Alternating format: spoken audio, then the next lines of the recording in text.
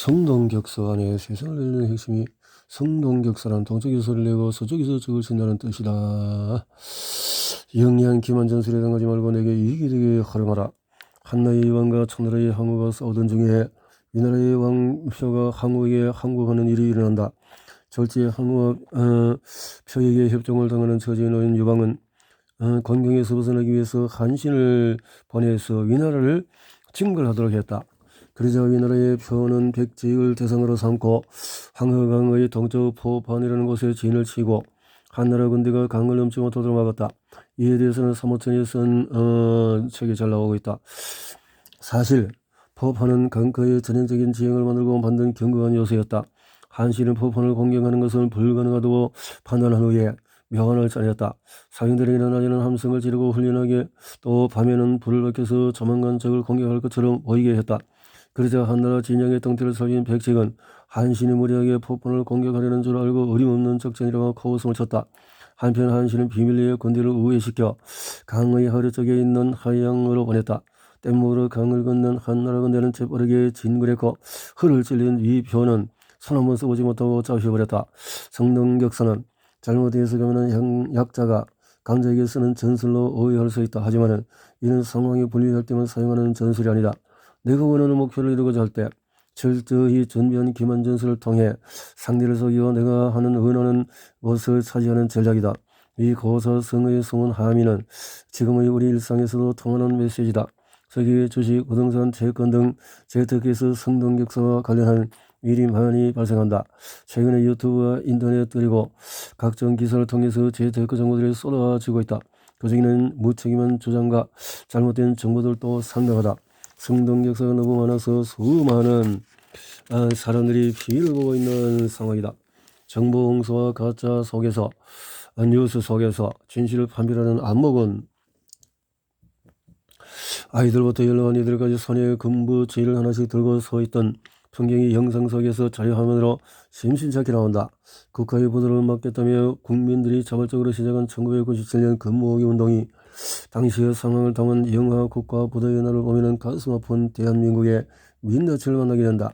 영화는 초유의 국가 보도 사태가 발생해 IMF에서 경제구조 개선을 요청하게 된 내용을 고스란히 담고 있다.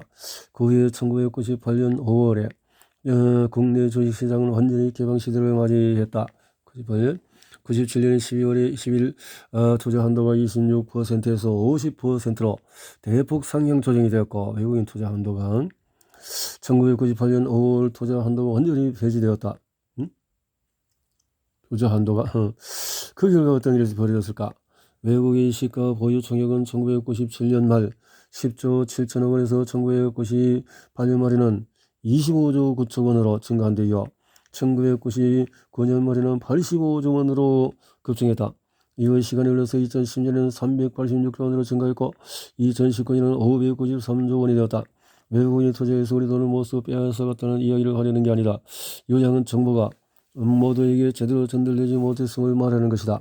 당시 모든 언론에는 대한민국 부도, 30대 기업 부도처럼 한쪽으로 쏠린 정보들만 쏟아져 나왔다. 위기 상황을 부각하는 기사들에 파묻혀 정작 다른 한류를 모색할 대안은 찾을 생각조차 못했던 것이다. 만약에 그때 우리나라 언론 사정에서 외국인들이 한국인들과 다른 행보를 보이고 있음을 알려주는 것이 하나라도 있었다면 어땠을까? 외국인들이 보유한 주식 중에서 단 10% 아니 5%만이라도 한국의 국민들이 장기적으로 보유할 수 있었다면 그 결과는 지금과 사뭇 다를지도 모른다. 그렇지. 자, 주도적으로 삶을 이끄는 코리딩 능력. 역사는 늘 반복된다. 역사가 반복되는 한 성동격서의 사례 역시 끊임없이 반복될 것이다. 한 목소리가 시장을 지배할 때 혹은 성동격서가 아닌지를 따져보고 조심할 필요가 있다. 필터링 되지 않은 무분별한 정보, 의도를 가진 가짜 뉴스가 판을 치고 있기 때문이다. 잘못된 정보에 휩쓸리면 손해를 보는 것은 바로 나 자신에게 이럴 때일수록 진리를 판별할 수 있는 눈을 스스로 기르는 것이 중요하다. 그래야 겸허하게 거짓을 퍼뜨리는 이들에게 속지 않고 삶을 이끌어갈 수 있다. 코리딩이 중요한 이유이기도 하다. 제4차 산업혁명의 파도가 거세게 몰아치면서 세상의 소리는 더 다양해지고 더 커지고 더 혼잡해졌다. 들리는 대로 듣지 않고 남들이 하는 대로 따라하지 않으려면 정보의 옥석을 구분해서 취할 줄 알아야 한다. 그렇다고 외골서가 되라는 이야기는 아니다. 세상을 주도하는 소리, 판이 바뀌는 소리, 다수가 떠드는 소리도 경청할 필요가 있다. 그러나 그 중에 진실을 말하는 소수의 소리를 포착하는 것이야말로 중요한 역량이다.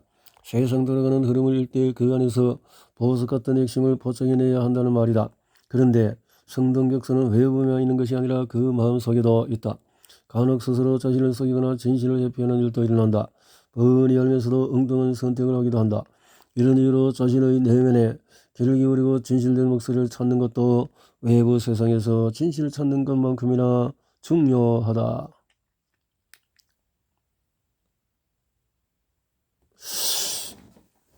딴지 걸기 방식으로 진실에 다가서기. 나는 딴지 걸기라는 방식으로 신문을 보곤 한다. 이런 성동격서에 빠지지 않는 아주 좋은 리딩 방식이다. 딴지 걸기. 금리 인상으로 고소득층 195만 원 손실, 저소득층 18배라는 제목의 기사가 있다. 신문 내용을 들여다보면 코로나 때 고소득층 비투가 많아 소득 5분위 대출이 현금의 3분의 7배, 1분위 2배 훨씬 더 높았다. 이 때문에 2021년 7월 이후에 금리 인상으로 인한 손실이 고소득층은 195만으로 중산층의 1.6배, 저소득층은 손실은 11만원에 그쳤다는 내용이다. 물론 수치는 팩트라 해도 현실적인 맥락을 고려한 해석은 사뭇 달라질 수 있다. 그러니 여기서 딴지를 걸어보자. 정말 고소득층이 가장 큰 손실을 봤을까? 딴지를 걸기 위해서 해당 기사를 좀 더 자세히 살펴보자. 적금 운용 규모가 7,600만 원이나 되는 고소득자 A씨는 은행들이 예적금을 금리를 인상할 것이라는 요소가 달갑지 않다. 기준금리 인상에 따른 예적금 금리 인상 소식은 대충 금리가 등대로 뛴다는 것을 의미하기 때문이다. A씨는 부동산 주식 투자 등 위에서 대출한 돈이 2억 5천만 원에 달해 대출금리 상승에 따른 부담이 훨씬 크다. 만약에 A씨의 예적금 납입액이 향후 1년간 꾸준히 유지된다고 가정하면 예적금 금리 상승에 따른 연간 기대 수익은 144만 8천 원에 그친다. 같은 방식으로 대출액수가 그대로 유지됐을 때 연간 대출 이자 부담액 증가 분은 381만 6천 원에 이른다. 수익과 이자에서 이렇게 차이가 대출 신용도 고소득자 급여 1,000만 원, 중소득자 500만 원, 저소득자 200만 원을 가정해보자.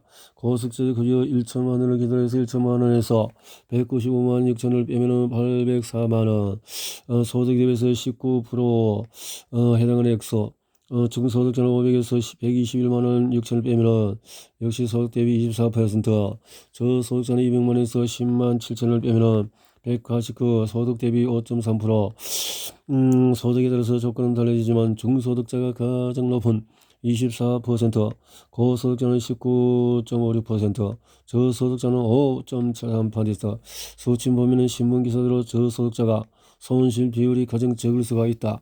그런데 여기에 질문이 생긴다. 경제적인 여유가 있는 사람의 소득이 줄어드는 것과 경제적 여유가 없는 사람의 소득이 줄어드는 것은 과연 같겠느냐 하는 것이다. 804만 원을 버는 고소득자와 189만 원을 버는 저소득자 중에서 대출금이 차지하는 비율은 고소득자가 높았다. 하지만 연결 개수 측면에서 해석하면 저소득자에게 훨씬 더 부담이 가중되는 것을 알 수 있다. 금리 인상 시기 연결 개수가 차지하는 비중이 2017년 대비 2021년에 1.19%더 올라간 것을 알 수 있다. 식료품 비중이 총 소비 금액에서 차지하는 비중이 높아지고 금리 인상분 이자까지 나가면 가처분 소득이 줄어든다. 훨씬 저소득자가 피부로 느끼는 어려움은 더 가중된다. 수치로 보는 비상적인 현실과 그 이면의 진실이 사뭇 다름을 알 수 있다. 기사 내용을 고지대로 받아들이면 실제 상황을 제대로 인식하지 못하는 우위를 범하게 된다. 어디에 관점을 두느냐, 무엇에 강조하느냐, 연결지수 따라서 같은 내용도 완전히 달라지기 때문이다. 게다가 신문사별로 대변하는 구독자가 달라서 그들의 눈을 의식하지 않을 수가 없을 터다. 간혹 정치적 편향성 때문에 의도적으로 편중된 기사를 쓰기도 한다. 이처럼 신문이나 뉴스, 유튜브 영상 등 미디어가 쏟아지는 대로 자료를 받아들이면 엉뚱한 결론이 나올 수 있다. 성동격서는 예대하게 속에만 존재하는 고리타분한 가르침이 아니다. 지금 우리 삶 곳곳의 다양한 분야에서 일어나는 일과 밀접한 관련이 있다. 필요한 정보, 불필요한 정보를 필터링하는 능력, 그럴싸한 속임수 뒤에 자리한 진실이 무엇인지를 찾아내는 안목이야말로 코어리딩의 핵심이다. 코어리딩의 핵심이다. 챕터 2 코어리딩 한 줄 핵심 읽기로 인생을 바꾸는 기적의 독서법. 지금 우리가 코어리딩이 필요한 이유는 뭔가? 내가 원하는 일을 하고 있는가? 만약 오늘이 이 인생의 마지막 날이라 해도 오늘 내가 하는 일을 할 것인가? 스티브 잡스는 아침마다 거울 보며 이런 질문을 던졌다고 한다. 이러한 자신 아침 루틴에 대해 그는 미드 대학 강연에서 자세히 설명한 바가 있다. 잡스가 왜 매일 아침에 같은 일을 했던 것일까? 그는 자기 삶의 목적과 이유에 대해서 끊임없이 질문을 던지며 인생에 대해서 자각하기 위해서였다고 설명한다. 자신이 직면한 문제의 핵심을 간파하기 위해 매일 질문을 던지고 그 답을 찾기 위해서 하루를 꾸려나갔다. 자기 삶의 핵심을 읽는 코어리딩을 매일 실천하는 셈이다. 이뿐 아니다. 그는 누구보다도 인문학의 중요성을 강조하는 사람 중에 한 명으로 인문 착서를 깊이 탐독한 것으로 잘 알려져 있다. 저기 소크라테스를 매우 존경해서 그의 산퍼스를 기업 변경을 하는데 물론 자기 삶에도 적용했다. 산퍼술이란 뭘까? 질문을 던지고 그 질문에 답하는 과정을 통해 자기 생각의 허점이나 또 오류, 불명확성을 스스로 깨닫는 대화법이다. 집요하게 질문하면서 점점 본질에 다가가게 만드는 철학 기술인데 이것은 책 읽기는 물론 우리 삶의 문제들을 해결하는데도 얼마든지 적용할 수 있다. 잡스는 스스로 질문하고 답하는 과정에서의 비판적인 사고와 창의적인 사고를 하며 사색을 깊이 더했다. 또한 일과 일생에서 놓치지 말아야 할 핵심이 무엇인지를 매일 되새겼으며 핵심을 제대로 읽어내고나서 성취를 이루었다. 그 애플이라는 회사를 창업해서 독보적인 자리에 올려놓는 데는 이러한 그의 습관이 자리하고 있다. 이처럼 코어리딩은 자기 역량을 극대화하고 삶에서 성취를 이루는 데 필요한 가장 핵심적인 도구다. 여기서는 코어리딩이란 무엇인지 알아보고 특히 책 읽기와 관련한 코어리딩에 대해서 전반적으로 살펴보고자 한다. 나아가서 왜 지금 우리에게 코어리딩이 필요한지 그 이유도 알아볼 것이다. 코어리딩이란 뭔가? 코어리딩은 핵심을 읽어내는 것이다. 사전에는 사과 같은 과일의 속, 사물의 중심부, 핵심적인 가장 중요한 심적인 중심, 신조, 가치, 원칙 등으로 정의한다. 다시 말해서 과일의 씨앗처럼 저 가장 핵심적인 동시에 가장 본질적인 것을 일컫는다. 데이터에서 인포메이션, 날리지, 위즈덤, 거치 아닌 속을 보는 것이다. 텍스트 리딩에서는 위즈덤, 지혜, 지식, 인포메이션, 정보, 데이터, 리딩. 자, 그 본질이 있어야 그 안에 다른 것들이 파생될 수 있다. 사과 속에 씨앗에 어마어마한 에너지가 들어있고 그것은 생명이 들여서 새로운 열매를 맺는 것처럼 말이다. 핵심을 알게 되면 놀라운 에너지가 생기고 삶이 달라지는 동시에 확장되는 것도 이런 이유 때문이다. 문제를 해결하고 변화를 가져오고 성과를 창조하는 데 있어서 중요한 역량은 코어 리딩이다. 비상적인 현상을 보는 것은 단순한 리딩에 불과하고 반면에 코어 리딩은 다양한 정보들 중에서 나에게 필요한 핵심 포인트를 추출하고 그것에서 지혜와 통찰을 얻는다. 이에 필요한 것이 가설 사고다. 우치다 카즈나리가 쓴 가설이 무기가 된다 해서 가설 사고에 대한 아주 쉽고 명확한 설명이 담겨있다. 가설이란 정보 수집이나 분석 작업을 시작하기 전에 미리 생각해 두는 임의의 해답이다. 가설. 그리고 가설 사고란 정보가 적은 단계에서부터 항상 문제의 전체성이나 결론을 생각해 두는 사고 패턴 또는 습관이다. 시작 전에 미리 생각해 두는 임의의 해답이라는 표현이 코어 리딩에 소개하는 가설 사고와 일맥상통한다. 무엇보다도 자료가 방대하고 생각할 자료가 많아지면 사람들은 오히려 혼란에 빠진다. 무엇을 골라야 할지 모르기 때문이다. 이럴 때 가설 사고를 하면 범위를 좁을 수 있고 나에게 필요한 정보를 추출하는 시간과 에너지를 상당히 단축할 수 있어서 도움이 된다. 왜 코드 리딩이어야 할까? 몸의 건강을 위해서 프랭크 동작을 하면 좋다는 이야기는 다들 알고 있을 터이다. 많은 이들이 기본 동작을 4, 5분씩 오래 유지하려 애쓴다. 하지만 무조건 오래 시간 한다고 해서 효과가 있진 않다. 스포츠 과학자들이 데이터를 뽑아보니까 30초씩 여러 번 반복하고 왼발이나 오른발을 들어서 올리며 동작을 바꿔주는 것이 코어 근육 관리에는 도움이 되는 것으로 나타났다. 무작정 오래 버티는 것보다도 짧은 시간 코어에 집중하는 것이 중요하다는 뜻이다. 코어 리딩의 원리도 이와 같다. 책을 펼치면 진득하게 앉아서 처음부터 끝까지 다 읽어야 한다는 강박, 혹은 무작정 많은 책을 읽으면 좋다는 착각에서 벗어나야 한다. 중요한 것은 오래 많이 읽는 것이 아니다. 핵심을 정확하게 파악하고 내 삶에 도움이 되는 메시지를 빠르게 찾아내는 것이 중요하다. 그것을 실제 삶에 정해서 실천할 수 있다면 더할 나위가 없다. 코어 운동을 하면 몸의 중심부 근육이 단련되어 바른 자세와 신체적인 건강을 유지하는 데 큰 도움이 된다. 코어를 열고 운동하는 것과 아닌 것과의 차이가 어마어마하다. 앞서 예로 든 블랭크만이어도 그렇다. 몸을 이루는 근육을 이해하고 코어 근육이 무엇인지 왜 중요한지 알면은 프랭크 자세가 달라지고 효과도 올라간다. 코어가 강화되면 전체적인 신체의 능력과 에너지가 향상되어서 다른 운동을 습득하고 수행하는 능력도 함께 좋아진다. 신체가 건강해지니 삶의 활력이 도는 것은 당연하다. 반면에 잘못된 자세로 운동하면 효과가 없을 뿐더러 오히려 부상을 입기도 한다. 운동을 안 하느니만 못하다. 책 읽기도 마찬가지. 책 읽기뿐 아니라 실상 세상 모든 일이 그렇다. 어떤 일이든지 핵심을 제대로 파악하고 실행하는 것과 무턱대고 덤벼드는 것은 과정에서도 결과에서도 상당한 차이를 가져온다. 책 읽기를 부담스러워하거나 외면하거나 잘못된 독서법 때문에 많은 시간에 책 읽기에 할애하지만 전혀 도움이 되지 못하는 일들도 많다. 코어 리듬은 이런 이들에게 효과적이며 효율적인 책 읽기 방법이 될 것이다. 챕터 2에서 책 읽기를 중심으로 코어 리듬을 살피려고 한다. 지금 우리는 미래를 향해서 빠른 속도로 변화되는 문명의 디지털 속에 또 우리가 배우고 알아야 할 것은 많은데 왜 혼자 뒤처지는 느낌이다. 이렇게 원격 근무, 원격 수업이 보편되고 있으며 인공지능 로봇이 사람들의 일자리를 대신한다. 더구나 지금 2030 세대의 수명은 평균 100세이며 우리나라의 고령화는 이미 시작이 되었다. 자, 이처럼 예측 불가능한 혼란의 시대에 살기 위해서 무엇보다도 우리에게 필요한 것은 자신에게 필요한 것을 빠르고 정확하게 얻는 능력이다. 코어 리딩을 통해서의 핵심, 본질을 깨뜨리는 역량이 강화된다면 삶은 한층 더 발전할 것이다. 삶은 코어 리딩의 출발점은 호기심이다. 어떤 것에 대해서 제대로 이해하면은 검토함으로써 아는 것과 모르는 것을 구분하는 것이 필요하다. 메타인지를 언급했는데 그것과 같은 의미다. 모르는 것이 무엇인지 알아야 궁금증이 생긴다. 이 궁금증의 바탕은 바로 호기심이다. 새롭고 신기한 것을 알고 싶은 마음, 이것이 있어야 질문이 나온다. 호기심. 호기심이라는 에너지가 더 큰 세계를 선물한다.